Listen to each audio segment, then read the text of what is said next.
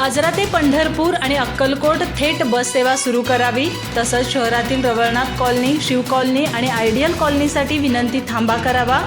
आजरा आगार आणि कोल्हापूर विभागीय नियंत्रकांना दिलं निवेदन।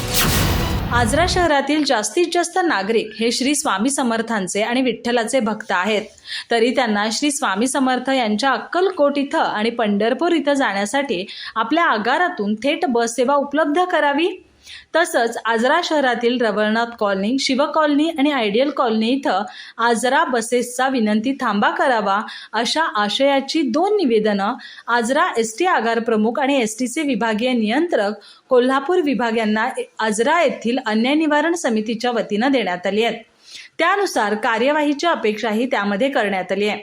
आजरा शहर आणि परिसरात स्वामी समर्थ आणि विठ्ठल भक्त मोठ्या प्रमाणात आहेत, पण त्यांना अक्कलकोट आणि पंढरपूरला जाण्यासाठी कोणतीही सरळ गाडी नाही।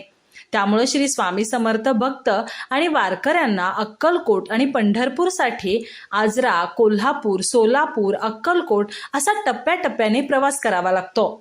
तरी आजरा तालुक्यातील भक्तांची सोय करण्यासाठी आजरा येथून कोल्हापूर, मिरज, पंढरपूर, अक्कलकोट अशी आणि परत येण्यासाठी अक्कलकोट ते आजरा अशी नवीन बस सेवा राज्य परिवहन मंडळाने करावी। त्याचप्रमाणे रवळनाथ कॉलनी गल्ली क्रमांक 1 या ठिकाणी एसटी बस थांबा करावा। त्यामुळे रवळनाथ कॉलनी, शिव कॉलनी आणि आयडियल कॉलनी येथील प्रवाशांची चित्री धरण आणि दरम्यानच्या गावांना तसंच अनेक रुग्णांना ग्रामीण रुग्णालयाकडे जाणे येणे तसंच आजरा स्टँडवर जाणे येणे सोयीचं ठरू शकेल।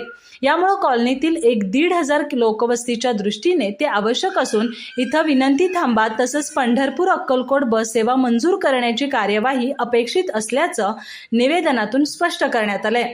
यावेळी समितीचे अध्यक्ष परशुराम बामणे आणि सहकारी उपस्थित होते।